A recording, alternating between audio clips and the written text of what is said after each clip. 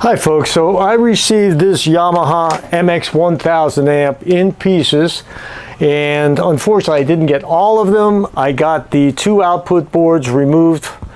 One of them has no output transistors. None of them have any of the smaller electrolytic capacitors that go on here. I'm going to have to trust the schematic and hope it's right. This board was damaged. I think we can work around that. We'll have to see. At least I have the other one to compare it to. The input board, the jack is broken off. I'm going to have to see if I can solder this back together. My plan is to try to get this working, reinstalled, and hopefully get the other one going too, then reinstall it.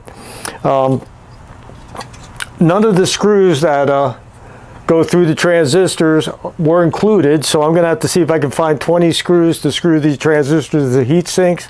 I do have all the micas I need of the proper type, and I do have output transistors that will sub for these. These are 2SC3280 and 2SA1301. I have some 2SC5200s and 2SA1943s. That should be an excellent sub for these, and we'll have to take it from there. But that's the starting point. All right, I'm back at this Yamaha MX1000, and as I mentioned, it was given to me in pieces. What I didn't realize was I didn't get all the pieces. Now I realized I didn't have any of the screws that went to mount the output transistors to the heatsink. But also, if you notice, there's a clip right here. Also didn't get that. And there were two of these little plastic pop rivet things that Sansui uses, and I buy by the 100, so I already had. So that wasn't the problem. I thought I would try and put the one board in, thinking it was completely intact except for the electrolytic capacitors, which have been removed from both boards. But it turns out also that these, I believe they're drivers. I haven't looked at the schematic. I just put them in. I wanted to see if I could get this side going, and then I could concentrate on getting the other side going. It's always helpful to have one side working.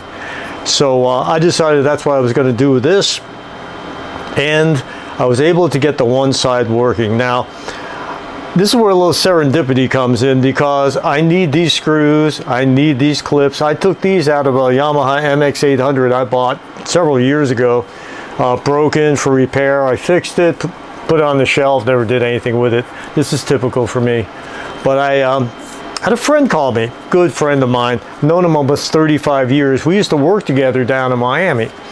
And we both left pretty good jobs to try and make a mark. I bought into a calibration lab, he bought into a Max tool franchise, and it just so happens that we both got into audio. We were always into listening to music, but I started to get into repairing audio equipment. I used to do TVs and VCRs, and he decided he was going to go in a slightly different direction, and he specializes in rebuilding classic Yamaha amplifiers. And this is probably one of the most meticulous individuals I have ever met in my life.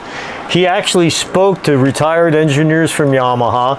He got the exact paint codes to repaint the cabinets. He talked to them about parts choice, about engineering choices, and he's been doing this for several years now. He goes by Legendary Amps. You can find him on the net. But he came up to visit. We sat and talked for 3 hours about everything under the sun, and he said, "Oh yeah, no problem. I'll get you these clips. I'll get you the screws. Just let me know anything else you need." So that was a lucky break. But anyway, we've got this guy in here, and we're gonna fire it up in the dim bulb, and we're gonna see if we can get some signal through it. So, got it plugged into the dim bulb tester. I ramped this up to a 150 watt bulb for the 100 I had for other things I was working on. This is a pretty beefy amp, and you need a larger lamp. So I'm going to turn this on. Nice bright flash. Oh, reminds me of seeing Oppenheimer. But it dims down really nicely.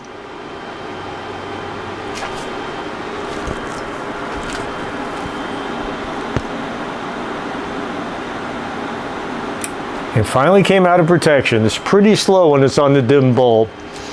But this channel now appears to be working. So I'm going to take it off the dim bulb tester, and we're going to pump some signal through it. and see if we can get the rated 260 watts out of this thing. Now, I have my distortion analyzer set for just one channel.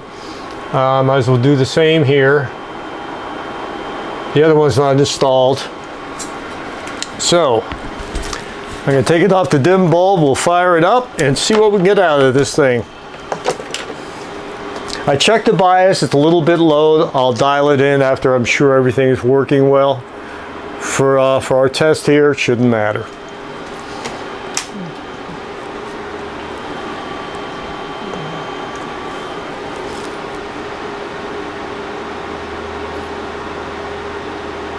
Okay, I just heard it come out of protection. And here we go. We have 88 watts. So I'm going to start running this up. 128, 129, 176, 231, 260 watts, 261. So it is putting out signal.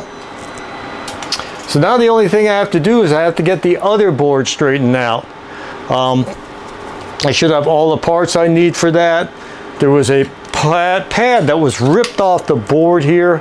If you look down here, have to jumper this out. And the other board apparently had quite a bit of damage. It looks like they tried to rebuild it with some epoxy, and there's a lot of traces burned off here, but we should be able to get this to go. And I'm going to have to drill the holes out for this transistor.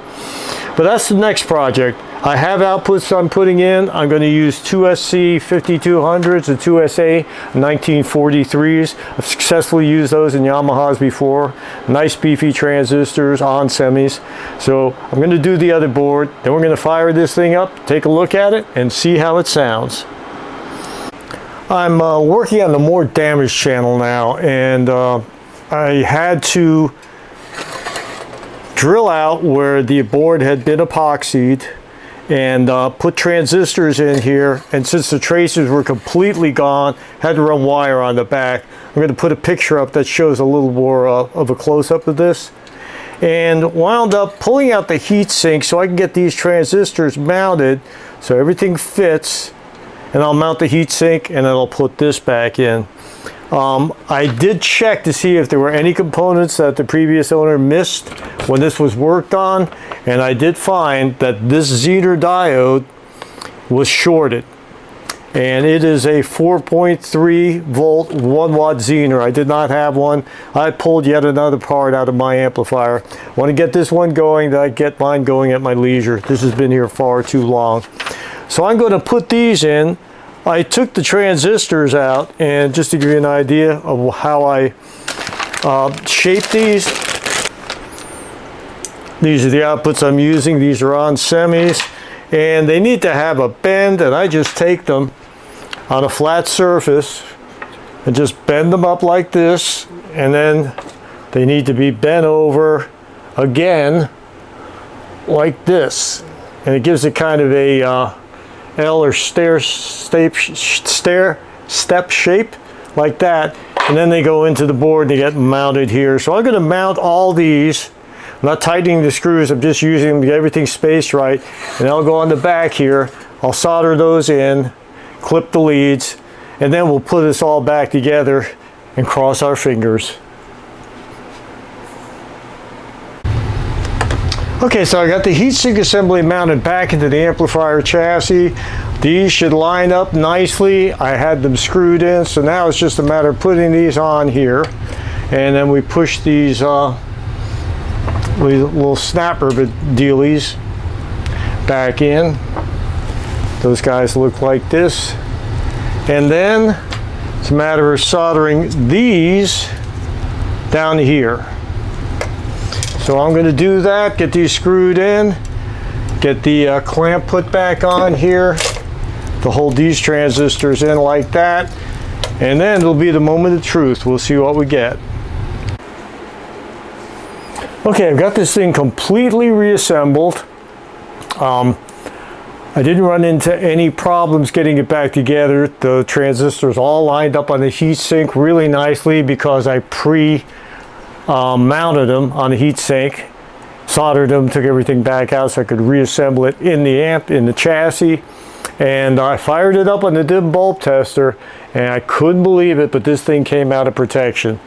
I think the camera dims because it is insanely bright when you first turn it on.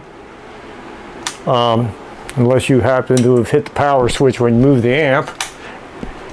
And it dims down slowly, indicating the filter caps are probably still in pretty good shape. And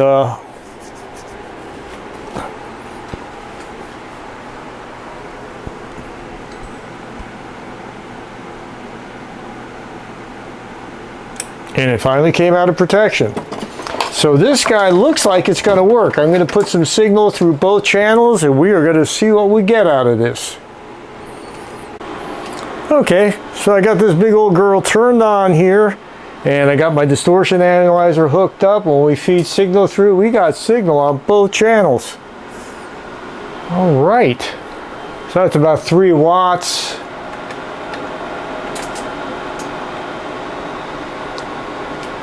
Takes us up to about 13.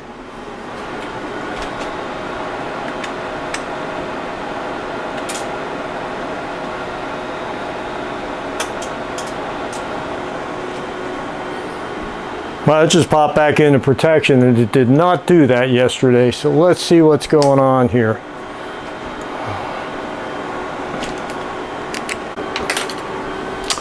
Okay, let's try this again. So that's about 3 volts, 3 watts. Let's see here. Okay, this thing's popping back into protection. It didn't do it with the other channel. So I got to see what's going on here.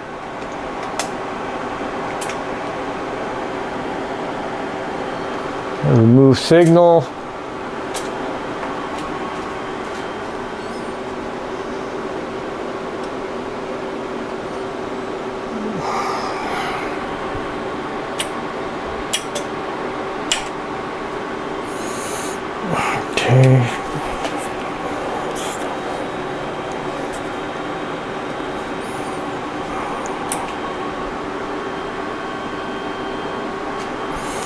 Okay, let's see.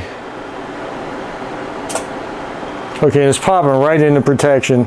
It didn't do it with the other channel, so we have a problem in this channel. I'm gonna have to figure out what's going on here. This brings me up to one of the things I'm not crazy about with Yamahas. In order to do any real troubleshooting, you gotta pull this thing completely apart again.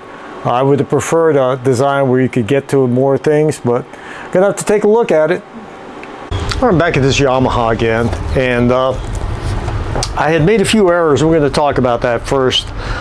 Initially, I thought that the Zener diode that was used in the MX1000 was the same as this board, so I borrowed one from this.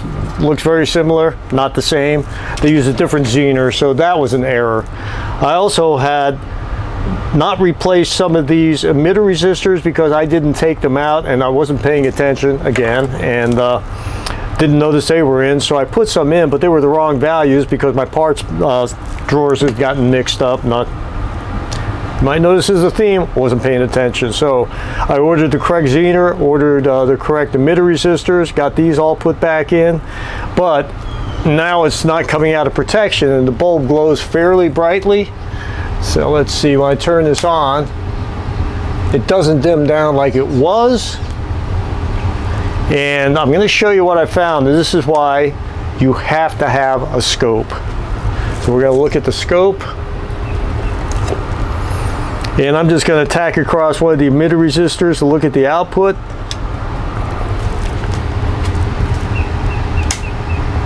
And you can see that this amplifier is oscillating.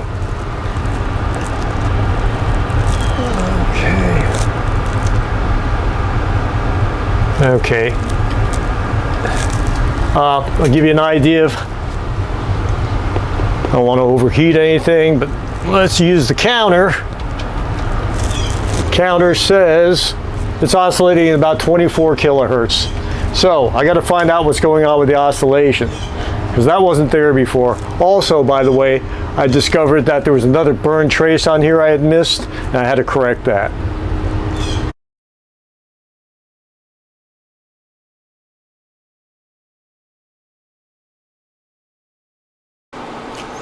Okay, so I have separated the input, or disconnected the input from the output board, and I'm injecting a signal into the amplifier through the RCA jack on the front. And this is where I discovered that the problem is actually not on the output board, but as I turn this up, instead of a sine wave, which is what I'm feeding in, I get this.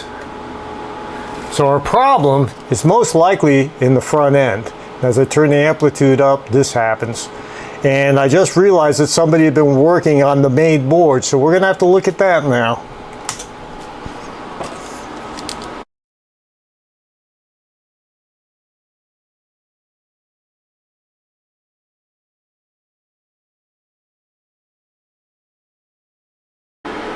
Okay, I can't believe it, but I finally got both channels working on this amp. Now, I don't consider myself to be an exceptionally intelligent person or a very gifted tech, but my one superpower is I absolutely refuse to give up. And I've been out here for hours, yesterday and today.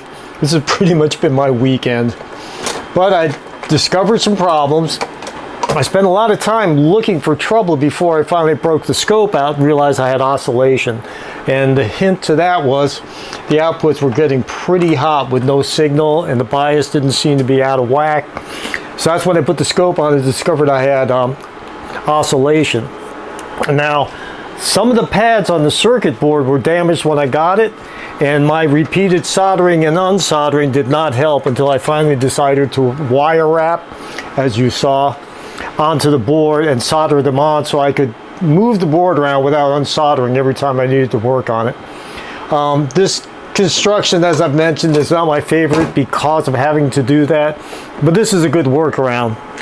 If you don't have wire wrap, you can always solder right onto the pins. I just happen to have that available. So that's the tack I took. So now I've been warming it up. We're going to set the bias, and we're going to see if we can run this all the way up to, I think it's 260 watts per channel without letting the magic smoke out. So this is the left bias adjustment here. That will be the top meter, and we need 10 millivolts, give or take 1. Okay. And that looks pretty good on the left. Right channel.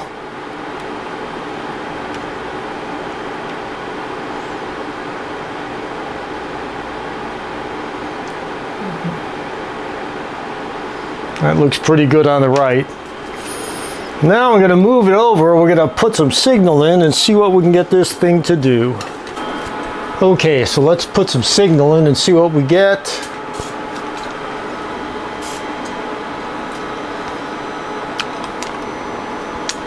Okay, that's 129 watts per channel.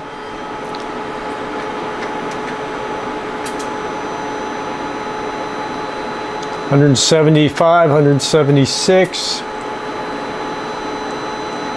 $230. Just starting to clip right about there. $240.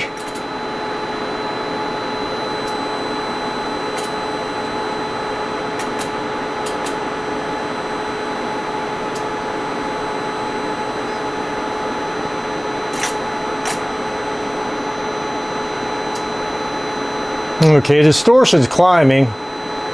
We got about 247, and it's starting to clip. So I'm gonna have to take a look and see what's going on here. Let me see here. We have our A speakers.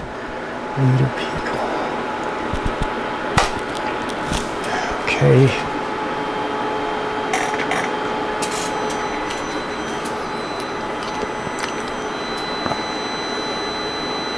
Now I'm showing 269 watts on the front of the amp when I have it set to 8 ohms.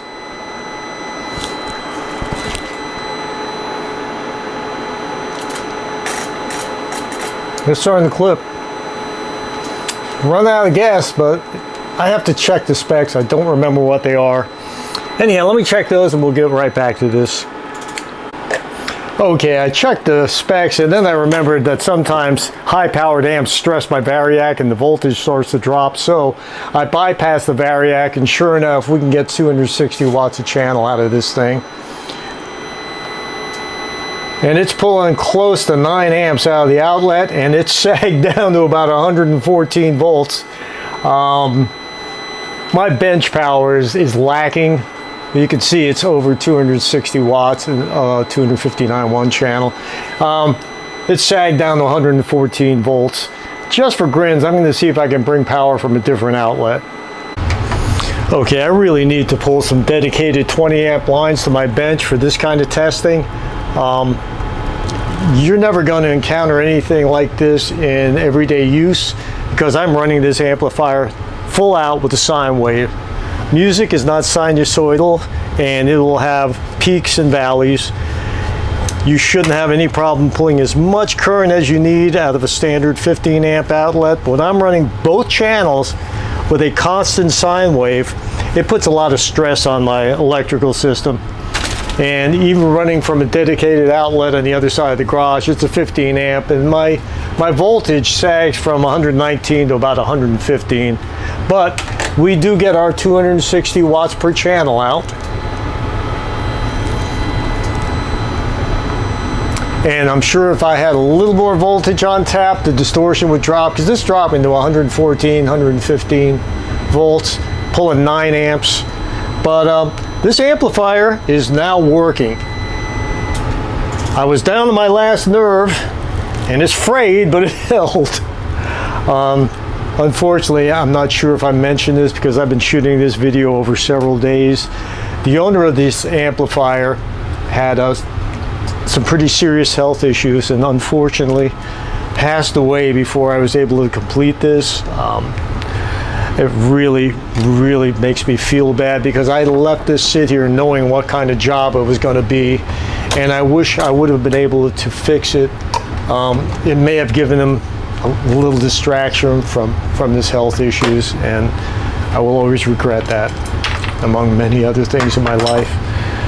But anyway, this amplifier is now fixed. I'm going to go back when it cools back down and reset the bias. If you look, since we ran it so hard, the bias has creeped up and now it's going back down. It's linear, like it's very similar on both channels. This is normal operation. So this amplifier is finally repaired. I thank everybody for watching this. I'm going to go take a well-deserved nap, and as always, I like giving back to the community that's given me so much. Thanks a lot, everyone. Oh, I almost forgot. How's it sound? Well, it sounds pretty good.